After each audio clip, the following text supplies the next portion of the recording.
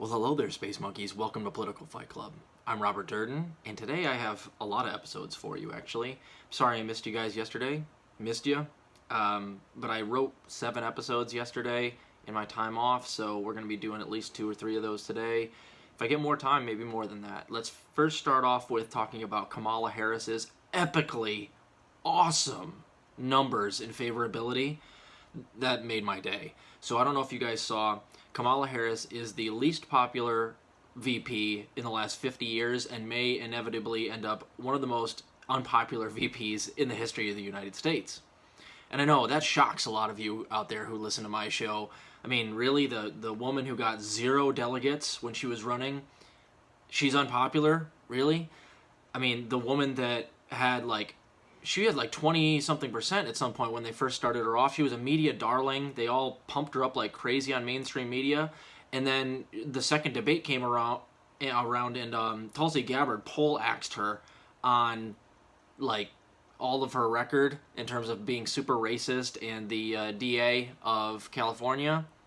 I mean, that person's unpopular, really? But we had her dance in Chuck Taylor's. But I don't understand. We've been making her look more white by putting makeup on her. She's starting to look like Michael Jackson. People like Michael Jackson, don't they? I just don't understand it. How is Kamala so unpopular? We just can't figure this out. How about this?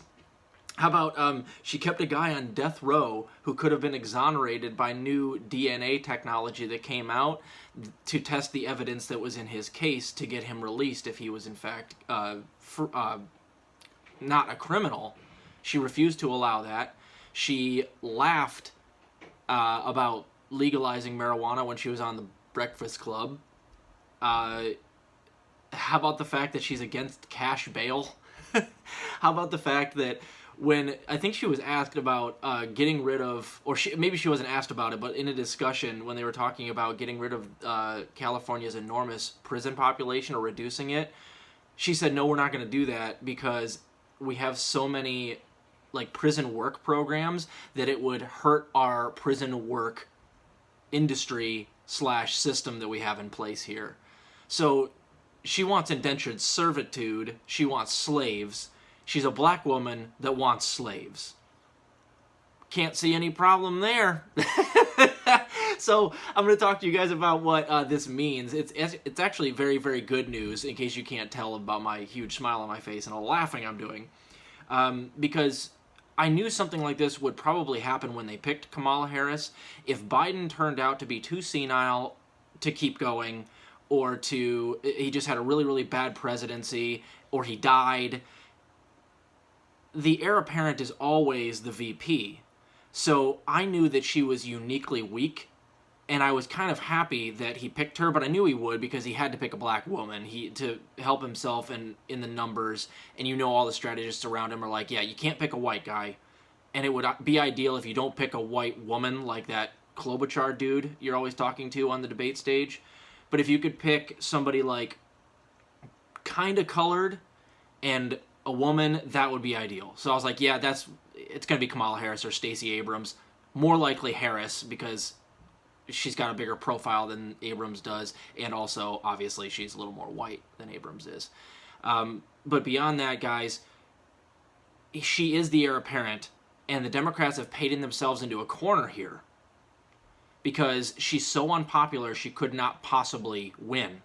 So what that means is that the Democrats have set themselves up for a primary challenger in 2024.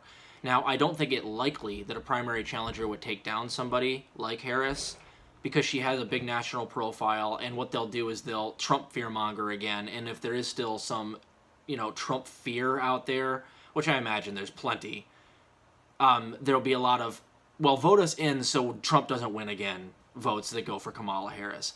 But she's so unfavorable that this actually does leave her vulnerable in 2024 to a primary challenge. So it all depends on whether or not Biden decides to run again.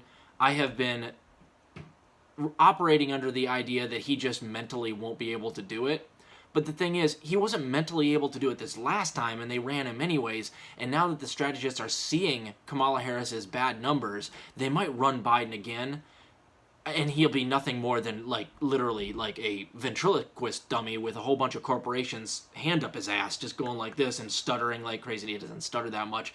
He'll be full-blown Parkinson's, full-blown dementia. They'll run him again, and he might... I don't think he can win. I think people see the writing on the wall. The fear of Trump will have waned by then, and the juggernaut coming from the right is going to be either Trump, DeSantis, or likeliest, Trump DeSantis, which Biden won't have a chance against, and Kamala Harris has far less of a chance against. So this does leave them uniquely vulnerable to a primary challenge, which I would love to see. My ideal combo right now, in terms of national profile, debate skills, and who has the right policies, I would love to see Nina Turner team up with Cornel West. That's what I think would be the most potent. I think that would be wonderful. I don't think that's actually going to happen. I think that if Biden decides to run again, he'll just crack the whip and nobody will run against him. If Harris runs, maybe we'll get lucky and Nina will run, or maybe she'll be challenged by somebody else on the left. But I think the ideal candidate has to be Nina or Cornel West, and the other one should be the VP. And that's how you defeat the neolibs in the primaries if you want to. Still, the chances will not be high, but I'm going to read to you here, guys, exactly the numbers of her favorability, and then we'll move on to other stuff later today. Vice President Kamala Harris may be the most unpopular VP in United States history, as the corporate media's own polls, which favor Democrats, show that most Americans unfavorably view her. Two polls reveal an underwater approval rating, with only 46% of Americans approving of her performance in office thus far. Those same polls show that 47 and 48% of Americans disapprove.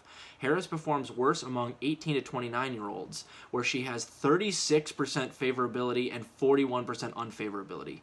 Yeah, if those polls actually, like, accurately went to the 18 and 29-year-olds, those numbers would be double and halved. It would be like 10% approve and 70% disapprove. That's absolutely true. She's ultra unpopular with the Democratic base, which is the young people. President Joe Biden enjoys more than 51% approval and less than 45% disapproval, though The Economist/YouGov polls often gives few points to boost Democrats. Now, I don't know if that's really true. I don't know what this source is. It's all over the internet right now. But the fact of the matter is that even Mike Pence at this point was 43-41, and Harris is 46-48. Oh, we just can't figure it out. We had her dancing like a black woman in Chuck Taylor's. What happened? We've been doing absolutely everything the black people want. We gave them a black vice president. We even let them have a black president for 8 years. Why is it that the black people don't like the people that we're picking? We just can't figure it out. Oh, dude, it is kind of awesome, though, I gotta say, because, like I said, opportunity knocks. We can actually go after them, and I don't think we can beat Harris. But if they have no choice, if Joe Biden dies or has a stroke, if he has a stroke, they might run him if he's in a coma. And he still has a better chance of winning than Kamala Harris.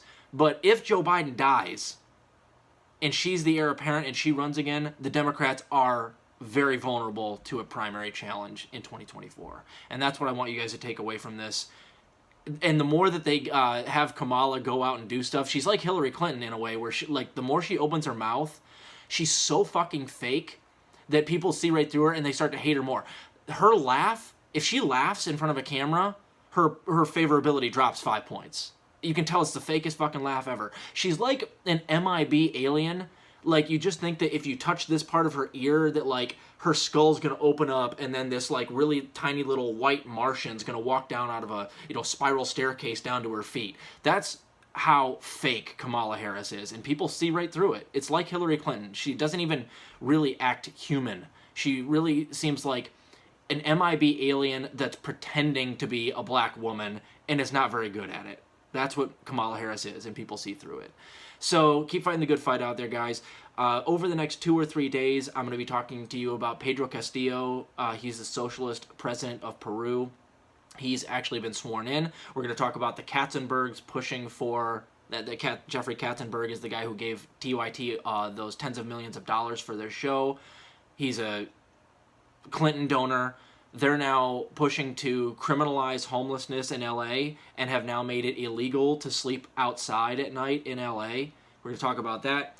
We're going to talk about, let's see here. There's a couple other things I've got here. Oh, the Pentagon getting $25 billion extra dollars. So now our military spending is up $39 billion over what it was under Trump.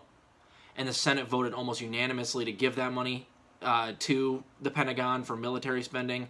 It's crazy, man. And then I do have some good news for you guys. We're going to talk about some good news in the Amazon union push. The Bessemer, Alabama union, or the Bessemer, Alabama union push that happened a couple of months ago, where they lost. They have been found now, Amazon, to have absolutely rigged it and to have cheated. So it looks like they might actually do a recount. So I'll read to you an article about that later. And there's actually more than that. So keep tuning in, guys. I've got a lot of content here for you. I took a day off yesterday to write, but I did write a whole bunch of stuff. So let's have some fun today. Keep fighting the good fight out there, guys. I'll talk to you soon.